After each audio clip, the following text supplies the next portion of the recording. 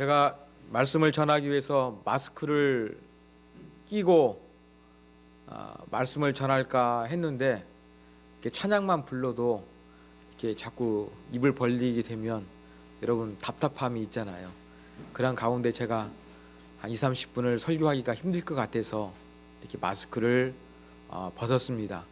또 저도 이렇게 일주일에 생활하면서 체온을 체크할 일이 많이 있는데 거의 정상인 것 같아서 제가 이렇게 마스크를 벗었어도 여러분들이 이해를 해주시고 하나님 말씀에 집중하시고 여러분들은 마스크를 꼭 쓰고 귀를 기울여 하나님 말씀을 경청하시기를 부탁드립니다.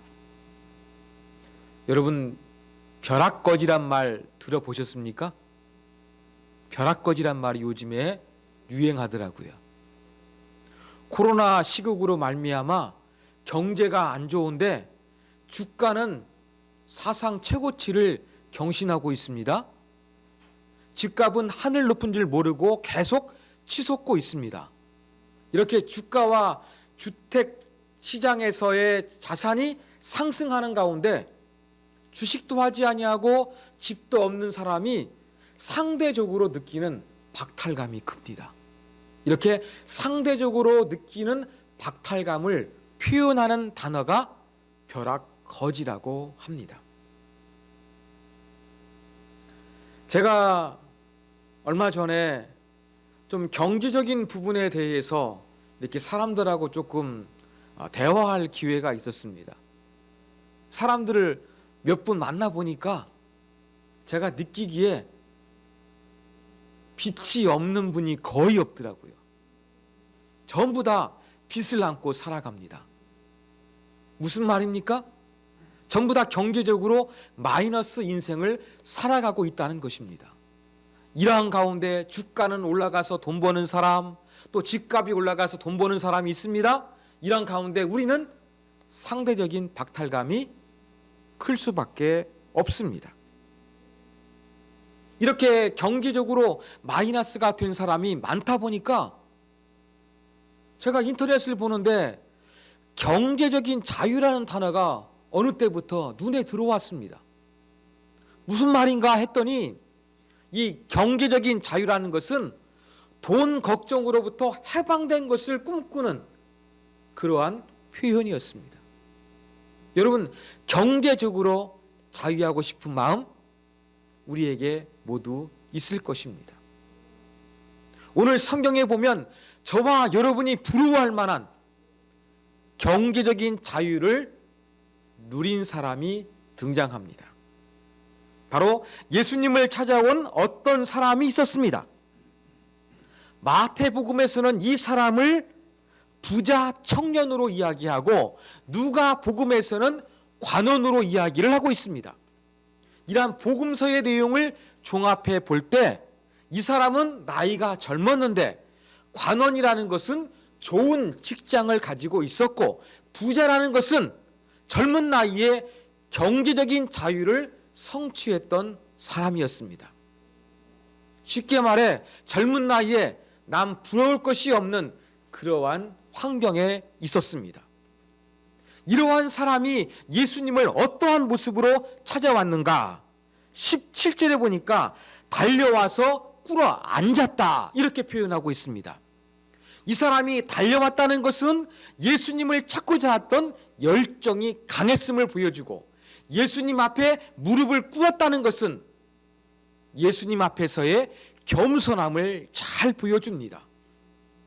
젊은 나이에 남부럽지 않게 성공한 사람이 뭐가 그렇게 다급했는지 겸손한 모습으로 달려 뛰어와 무릎 꿇고 예수님께 질문합니다. 선한 선생님, 내가 어떻게 하면 영생을 얻을 수 있습니까? 이 질문을 통해서 우리는 중요한 사실 하나를 발견하게 됩니다. 아무리 돈이 많아도 돈이 전부가 아니라는 것입니다. 인간이 살아갈 때에 돈이 전부인 것 같고 돈이 정말로 필요하지만 돈을 가지게 되면 그 이상의 가치를 추구하는 것이 인간이라는 것을 이 부자 청년을 통해서 우리는 배우게 됩니다. 젊은 나이에 좋은 직장을 가졌습니다. 경제적인 자유를 얻었습니다.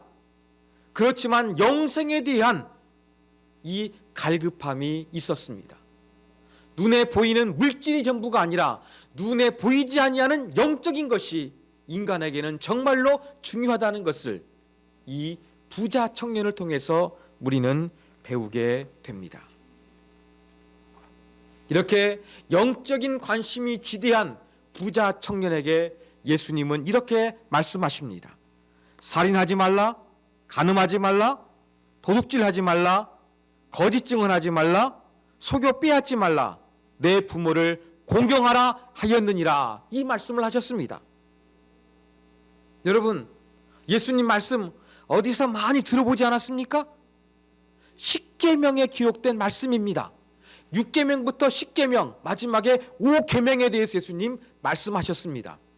가만히 보니까 예수님께서는 영생을 얻을 수 있도록 이 부자 청년에게 10계명을 언급하셨는데, 10계명에 두 가지 큰 축이 있는데 하나님을 사랑하는 부분과 인간을 사랑하는 부분 중에서 예수님은 인간 사이에서 지켜야 될 계명만을 언급하셨습니다.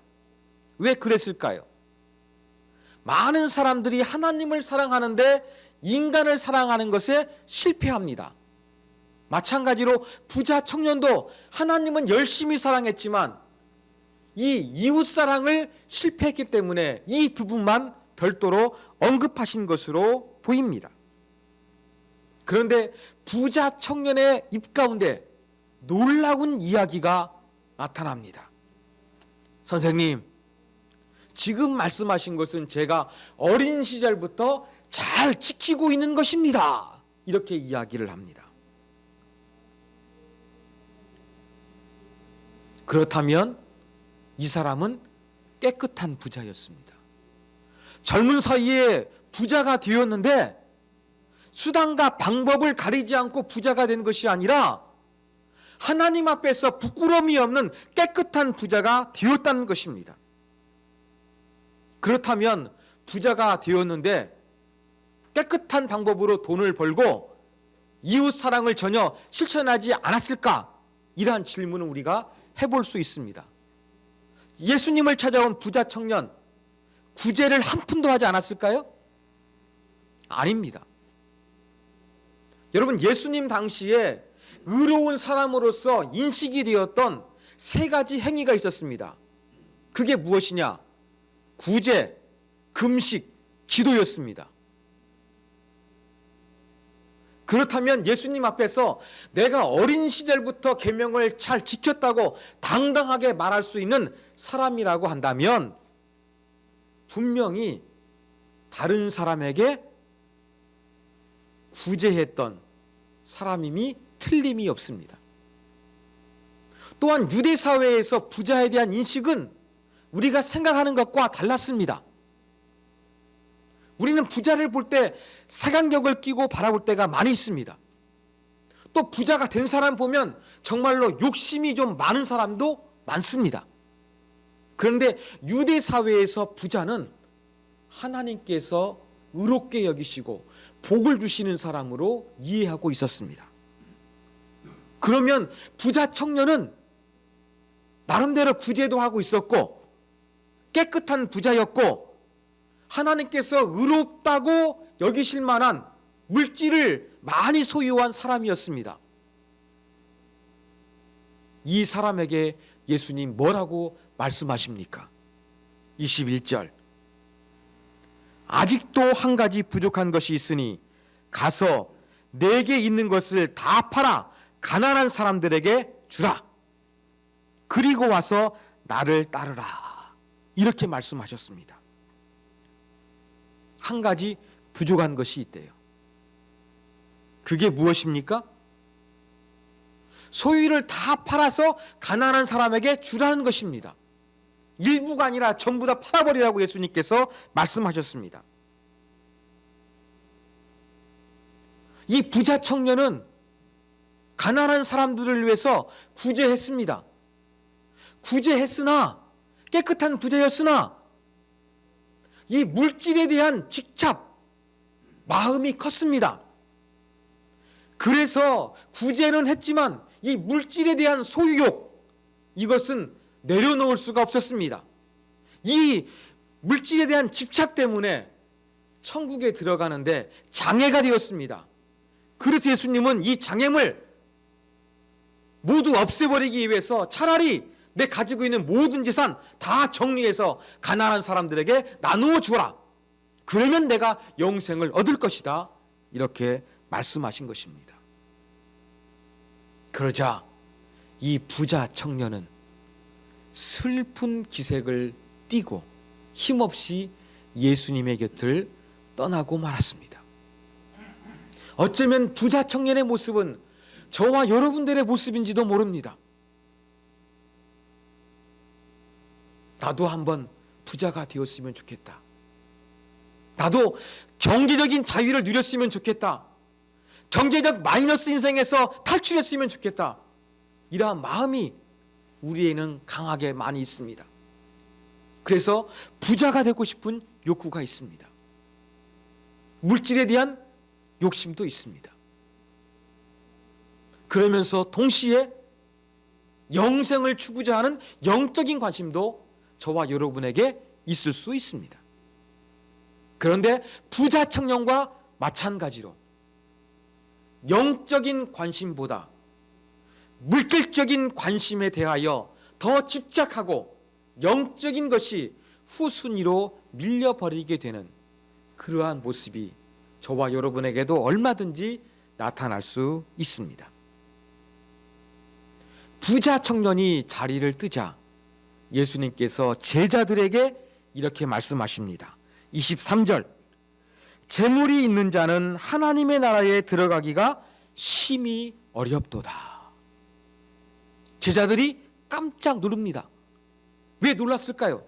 제가 말씀드린 대로 부자는 하나님의 축복을 받은 의로운 사람이라는 증표로 유대 사회에서는 인식이 되었는데, 이러한 부자가 천국에 들어가기 어렵다고 하니까 제자들이 깜짝 놀란 것입니다. 다시 한번 예수님께서는 제자들에게 비유로 말씀하십니다. 24절, 낙타가 바늘기로 나가는 것이 부자가 하나님 나라에 들어가는 것보다 쉬우니라 말씀하셨습니다. 여러분, 약대는 이 팔레스틴 지역에서 생각할 수 있는 가장 큰 짐승이었고, 바늘귀는 생각할 수 있는 가장 작은 구멍이었습니다. 가장 큰 동물이 가장 작은 것에 들어가는 것은 거의 불가능합니다. 이 유대 사회는 이렇게 불가능하거나 어려운 일을 표현할 때에 코끼리가 바늘 구멍을 통과하는 것보다 어렵다, 이렇게 말하는 관습이 있었습니다.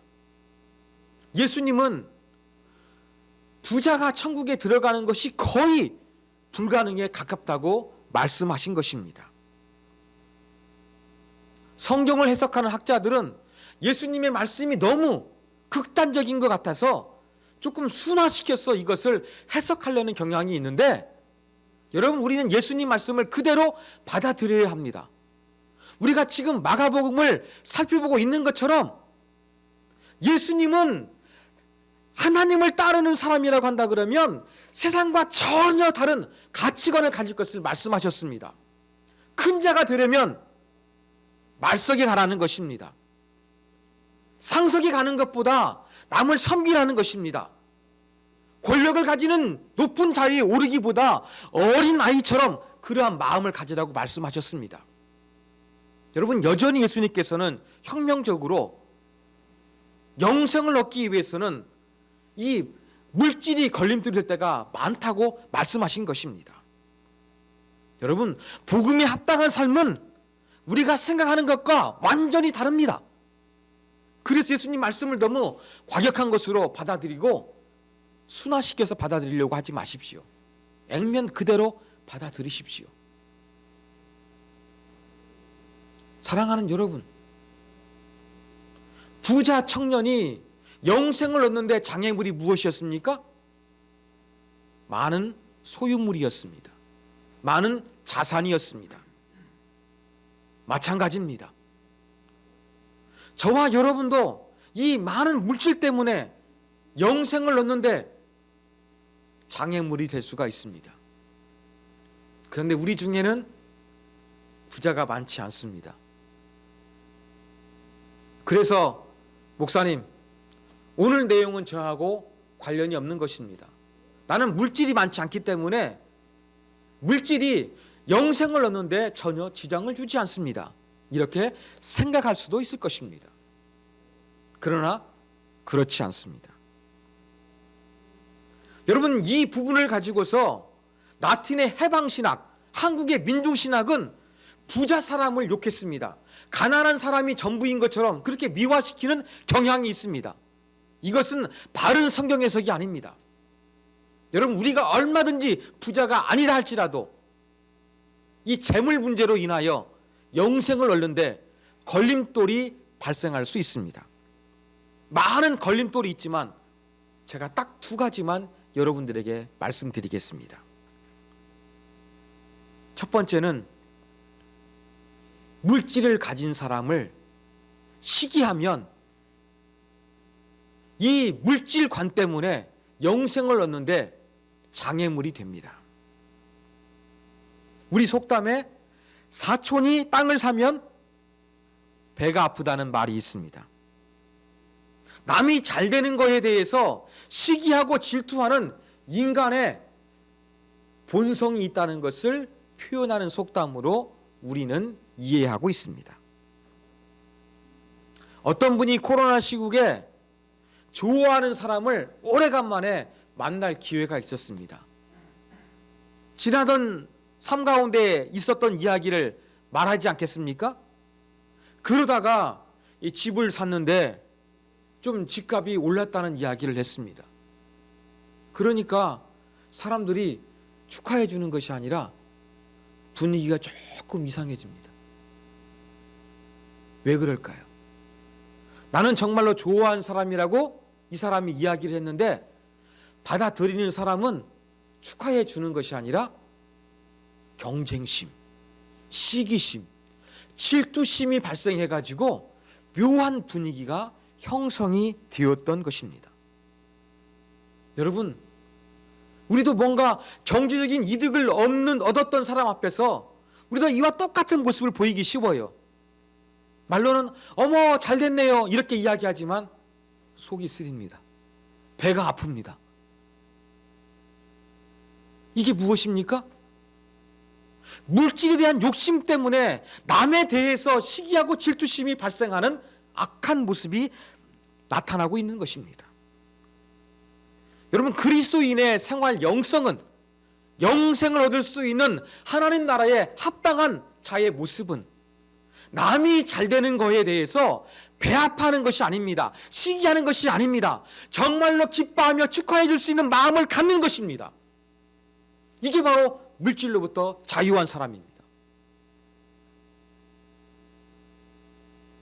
여러분, 꼭 물질이 많고 물질에 대한 욕심이 있어서 영생 얻기가 어려운 것이 아니라 물질이 없는데 다른 사람이 잘 되는데 그것을 가지고서 우리가 시기하고 질투할 때 우리에게도 물질 때문에 범죄하고 물질 때문에 영생을 얻는데 장애물이 된다는 것을 우리는 반드시 기억해야 되겠습니다.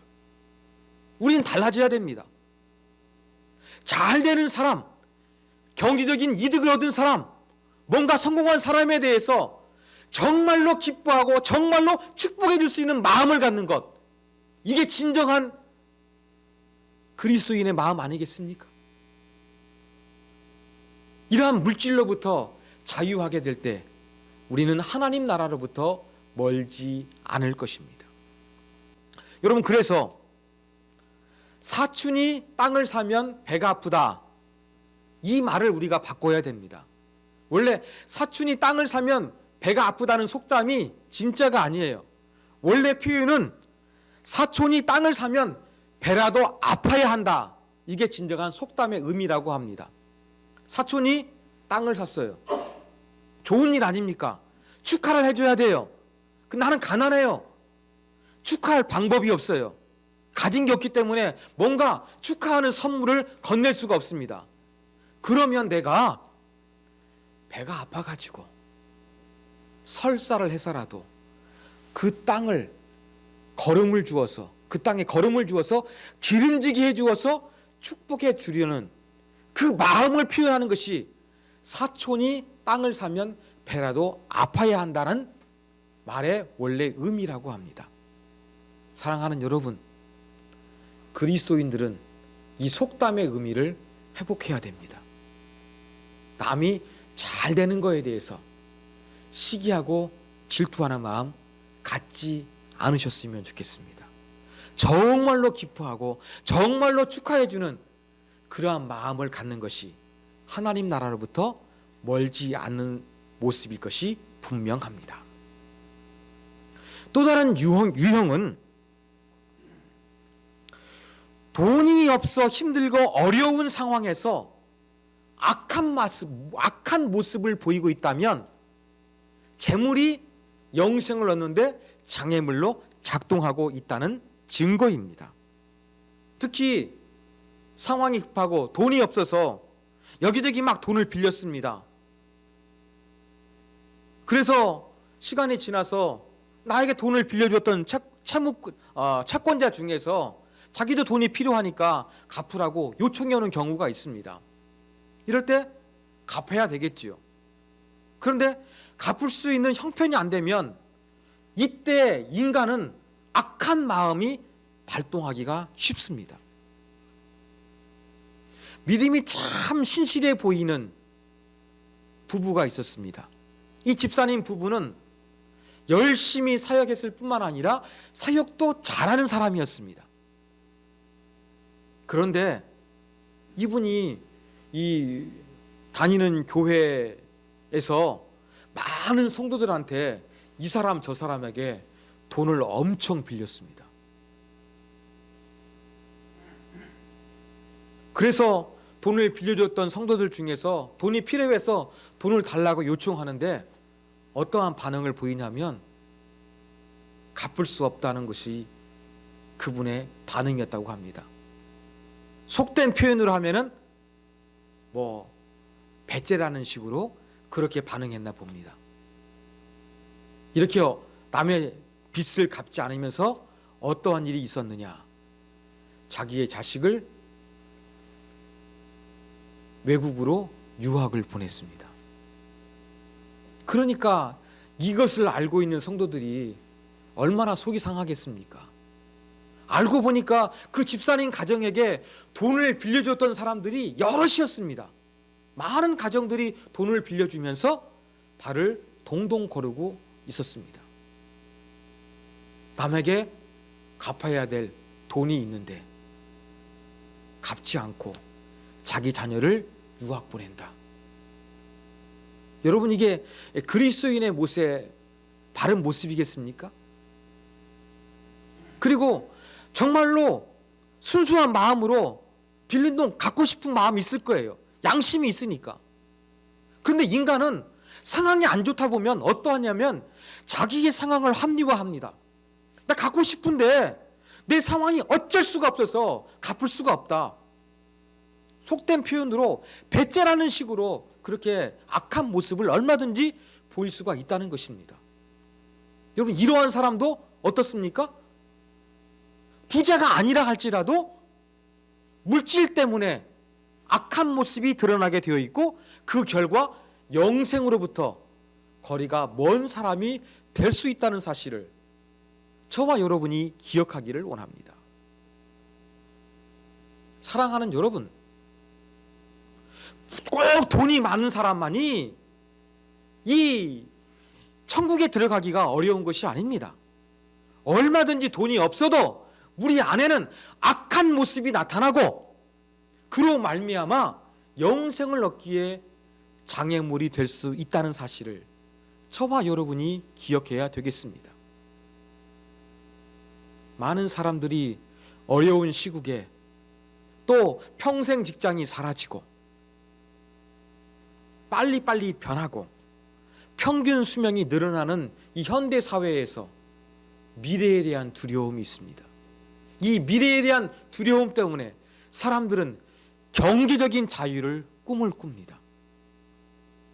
여러분, 오늘 본문을 통해서 우리는 진정한 경제적인 자유가 무엇인지 깨달아야 됩니다. 세상 사람들은 돈 걱정을 하지 않는 것이 경제적인 자유라고 생각을 하고 있습니다. 그러나 예수님께서 말씀하고 있는 경제적인 자유는 이것이 아닙니다. 돈이 많고 돈에 대한 탐욕 때문에 하나님께 순종하지 못하는 것, 이것이 없어야 됩니다. 돈이 많아도 돈에 대한 욕심을 내려놓는 것, 이것이 성경이 말하는 경제적인 자유입니다. 또한 두 번째 진정한 경제적인 자유는 다른 사람들이 경제적인 이득을 보고 있을 때 여기에 대해서 시기하고 질투하지 않고 축복하고 축하해 주는 마음을 갖는 것, 이것이 바로 진정한 경제적인 자유함입니다. 세 번째 경제적인 자유함은 아무리 힘들고 어려운 형편에서도 내가 악한 모습을 보이지 않는 것입니다. 남에 대해서 해야 될 의무를 성실히 다하는 것입니다.